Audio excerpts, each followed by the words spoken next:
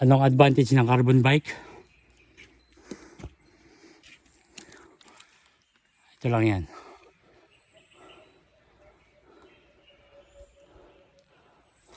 Yun.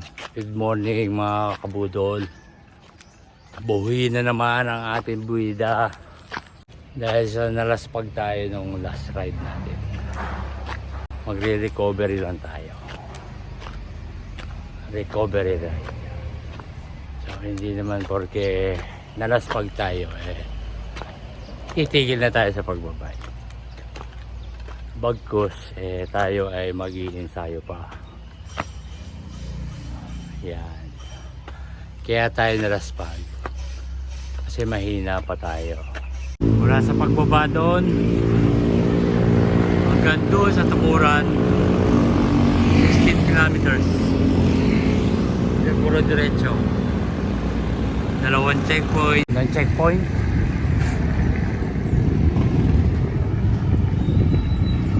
Pangalawang checkpoint.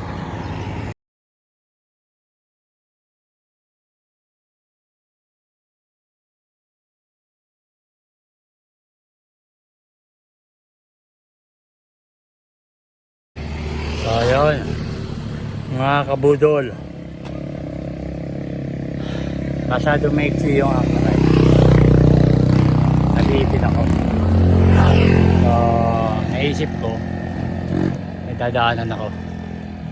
So another ride, another budol na naman.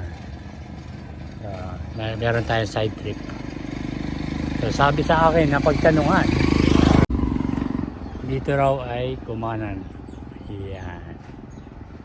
Yung sa patas na yun, may daan yung papunta sa akin. Pauwi. Yung pabalik, meron din doon. So, kakanan lang tayo. Hindi ko muna sasabihin, baka tayo pumalpak. Mahirap na. So, yun lang. So, yun. Problema. Budol na naman So dito, puro ahon na. Yung pupuntahan ko, Manga. Pero ang tawag nila dito, Manga Falls. So pupunta natin ay Falls. Aking napagtanungan, tuyot daw. Dry daw yung falls. So walang nabagsak na tubig or walang tubig. So whatever. So ang problema, akit ka rin, hiking. So dito, hiking. Doon, pataas yun doon. Hiking pa rin. Yan ang problema ko. That's the problem. So nandito ako sa middle of somewhere. Wala kang ibang paraan kung hindi umahon. Pwede dito sa Biligang ko o dito sa waterfalls. So, I take my chances. Budol, kung budol na.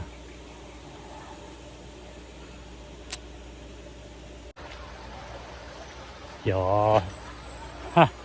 Kala nyo mga kabayan ha. Tama naman. Aba nga naman. Aba. Hindi lang tayo pang road. Pang forest pa. So. Ewan ko. Hindi ko alam.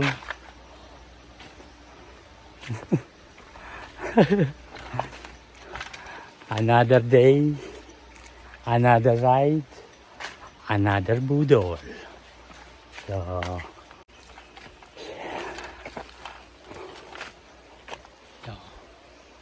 Yes.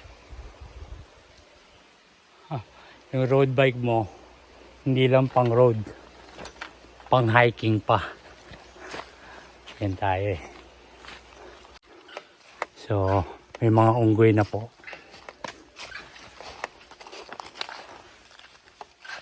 Opo, may unggoy. Confirm. Confirm na confirm.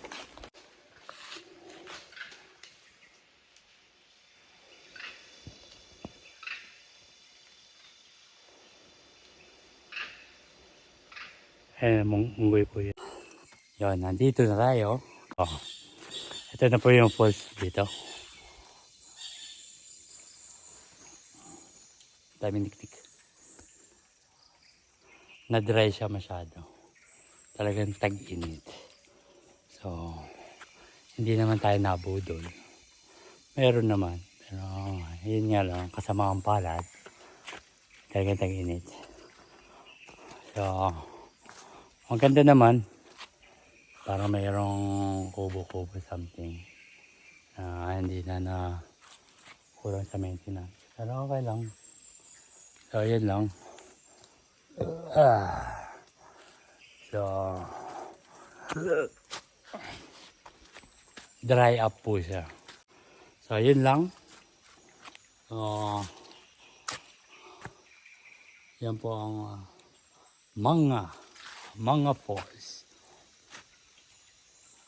At ako'y babalik na. At hindi tayo makapagbabay ng tubig sa tubig. Konting bike. Konting hiking. Ito yun.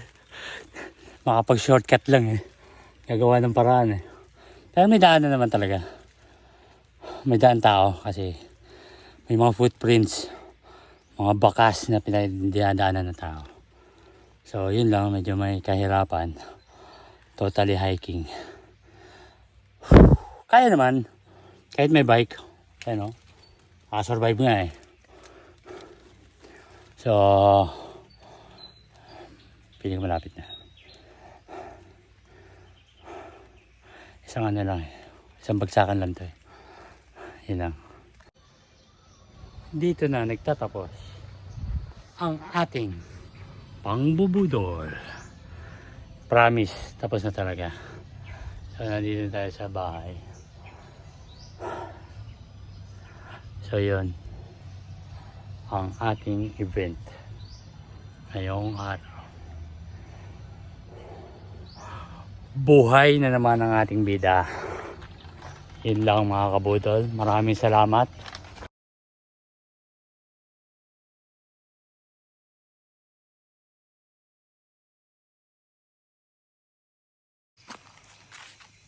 Thank you for watching.